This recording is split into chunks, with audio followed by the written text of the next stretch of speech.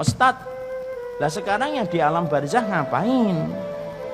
Yang di alam barzah ini sekarang kita harus paham, alam yang dilewati manusia itu 4. Ada alam janin, ada alam dunia, ada alam barzah, dan ada alam akhirat. Nah sekarang yang di alam barzah ngapain Ustadz?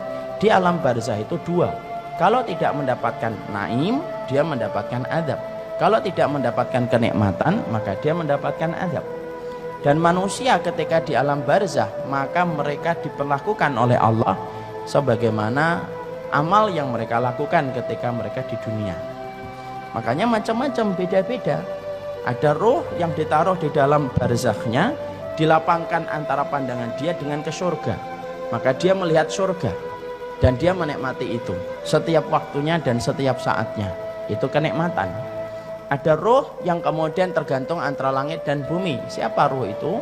Yaitu adalah mereka yang memiliki hutang, tetapi tidak membayarkan hutangnya sampai dia meninggal dunia. Dia tergantung antara langit dan bumi. Dia kesakitan, nggak bergentayangan. Nggak ada bergentayangan, turun nggak ada bergentayangan. Maka kemudian di alam barzah itu beda-beda. Ada yang mendapatkan kenikmatan, ada yang ditaruh di sungai darah, dia melipir, setiap dia melipir dilempari batu sampai pecah kepalanya. Siapa? Pemakan riba. Ada yang kemudian ditaruh di tanur. Tanur itu periuk, masuknya kecil, kemudian bawahnya gede. Untuk siapa? Mereka para pezina yang tidak bertobat sampai kemudian mereka mati dengan zina yang mereka kerjakan. Dididihkan oleh Allah setiap waktunya. Makanya zina itu urusan gede, itu zina. Urusan yang tidak bisa dipandang remeh itu urusan zina. Maka dipanaskan. Ada roh yang kemudian di dalam tembolok burung-burung hijau menikmati surga, masuk ke surga di tembolok burung hijau, kemudian makan yang di surga, kemudian rumahnya di bawah arsy Allah. Siapa itu? Darahnya para syuhada. Beda-beda. Ada roh yang kemudian mati bunuh diri terus. Kalau dia bunuh dirinya dengan gini, ya dia gini terus. Siapa itu? Orang yang matinya bunuh diri. Kalau ada orang yang kemudian matinya minum baygon, ya di dalam kuburnya minum baygon terus. Dan tidak usah tanya, begonya dari mana Ustaz? Saya juga nggak ngerti. Tapi di situ kemudian disebut dengan alam barzah. Alam barzah itu bisa nggak ketemu Ustaz? Bisa. Orang itu kalau di alam barzah bisa ketemu. Makanya perhatikan ketika Nabi lemah di atas pangkuan Aisyah radhiyallahu anha, maka Nabi mengatakan ila rafiqil a'la, ke teman-teman saya yang berada di tempat yang tinggi. Siapa itu? Musa, Ibrahim, Harun, Ismail.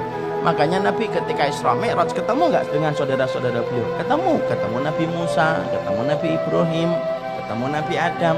Berarti dari dalil itu alam barzah itu mempertemukan ruh selama mereka mendapatkan kenikmatan kubur. Keluarga kita ketemu dengan keluarganya selama mereka sama-sama mendapatkan kenikmatan kubur. Jadi maaf, kalau orang tua kita, bapak kita meninggalnya di Aceh, ibu kita meninggalnya di Timur-Timur, selama mereka sama-sama mendapatkan kenikmatan kubur, maka mereka ketemu. Karena alam barzah itu tidak sendirian. Alam barzah itu mempertemukan dengan saudara-saudaranya, syaratnya satu, sama-sama mendapatkan kenikmatan kubur. Dan kita saling bisa mengunjungi satu ruh dengan ruh yang lainnya ketika di alam barzakh. Makanya kita kemudian mendapati satu hadis yang disebutkan Rasulullah, ruh itu kalau mereka berada pada kenikmatan kubur, mereka saling kumpul. Makanya kalau ada ruh yang baru datang, baru meninggal dunia, mereka menyambutnya. Dan pertanyaan mereka, pertanyaan tentang keluarga-keluarga mereka yang mereka sudah tinggalkan lama ketika terputus kabar dari urusan dunia. Ruh-ruh yang lama itu akan tanya sama ruh yang baru, gimana kabarnya anak saya, gimana kabarnya suami saya, gimana kabarnya keluarga saya. Itu akan ditanyakan kepada ruh yang baru datang. Itu kata Rasulullah, hadisnya sahih. Kadang-kadang mereka bertanya, gimana kabarnya fulan? Maka ruh yang baru datang itu berkata, loh, fulan itu sudah meninggal sebelum saya, dia sudah meninggal sebelum saya.